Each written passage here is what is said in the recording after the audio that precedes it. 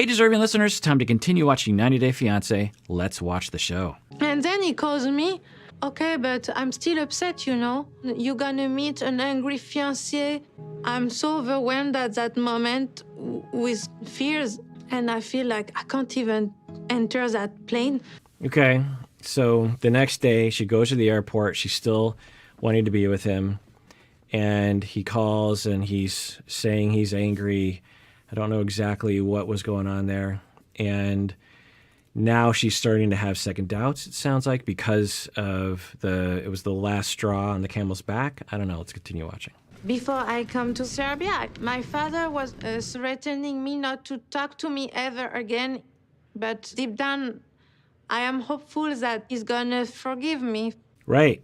So we did interpret that right, or I did, that in the past when she was talking with her father, at first her father seemed very supportive, very much cared about her, and he probably did.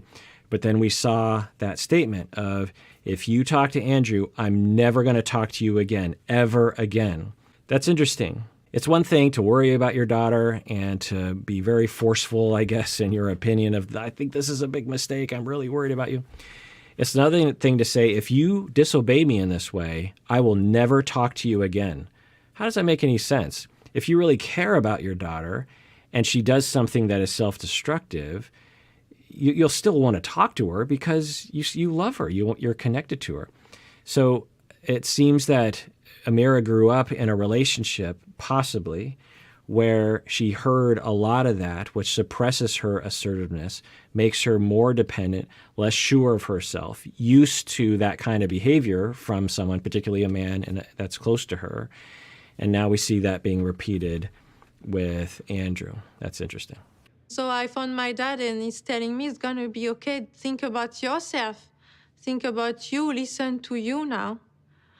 And so I decide that I'm gonna follow my dad's advice.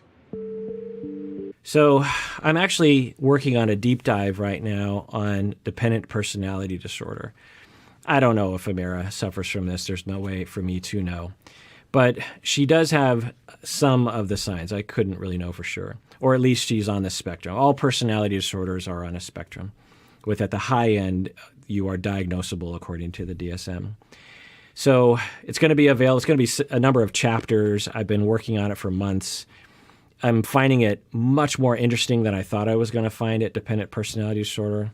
I've done a lot of deep dives like this: narcissistic personality disorder, passive-aggressive personality disorder, histrionic, avoidant, other personality disorders. And all those are available to patrons of the podcast only. So if you want to listen to those, become a patron. You'll get instructions on how to listen to those and hundreds of other episodes that are just available to patrons, arguably our best episodes. And I'm working on this, and I am telling you this because if you become a patron, then you can listen to hours and hours of me talking about a condition that Amira might be on the spectrum of. Say she's 40% on the 100% spectrum. I don't know. But what that condition carries with it is this inability to make decisions, this need for other people to tell you what to do from a very early age. You've never, ever been able to make your own decisions because you lack self-esteem. You have dependency. This is what a lot of people call codependency, which is not the correct term for it, in that the person is beaten down so much on the inside from the day they're born that they do not believe in themselves to make decisions.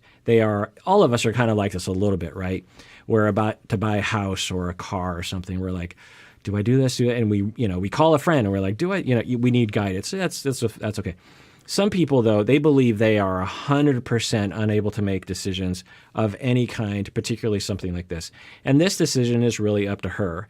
No one can tell her what to do because they don't know where her heart is. It depends on what her heart tells her, right?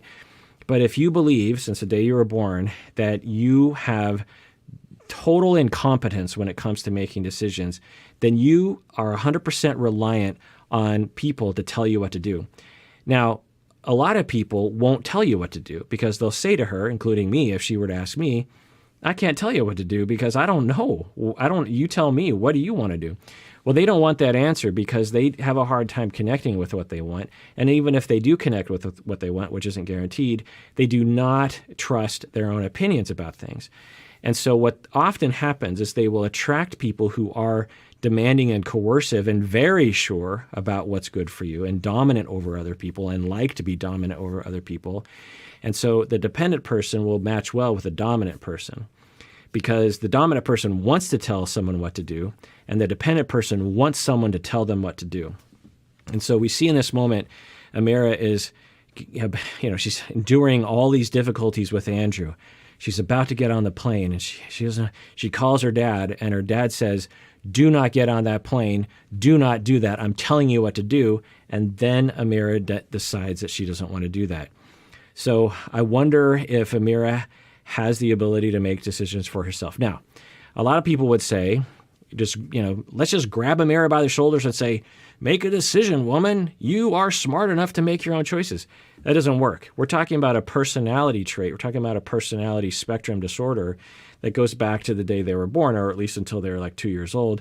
You can't shake that out of someone. It takes years and years of therapy to recover from relational traumas, get to know yourself, work with a therapist. There's actually a lot of transference that will go on where the therapist will be seduced or sucked into being dominant over the client, and the therapist has to know enough not to collude with the projective identification in that instance and not tell the client what to do and to allow the client to flourish on their own, to take risks on their own. It takes a long time, but there's a corrective experience there. There's insight, there's knowledge, there's practice, there's exposure.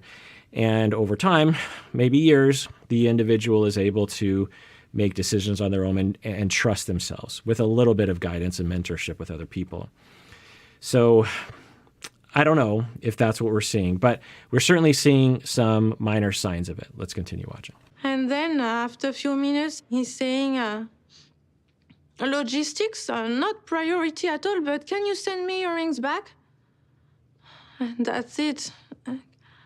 There's no, oh, sorry, baby, I pushed you too much this night. I went too far. Yeah, that's a good point. So Amira's like, wow, that was fast.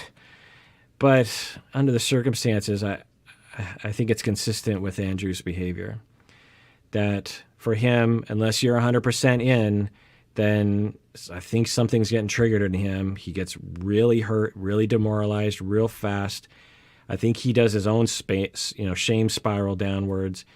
And then he wants to avoid and get out of it. He also probably wants a little bit of hostile revenge and say, I didn't want to be with you anyway. Give me all my stuff back. I don't want to be with you.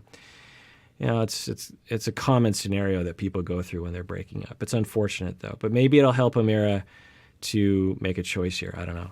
All right. Well, that does it for that episode of Psychology in Seattle. Everyone out there, please take care of yourself and tune in next week when we continue with the journey. And again, take care of yourself and take care of others because we all deserve it. We really, really do.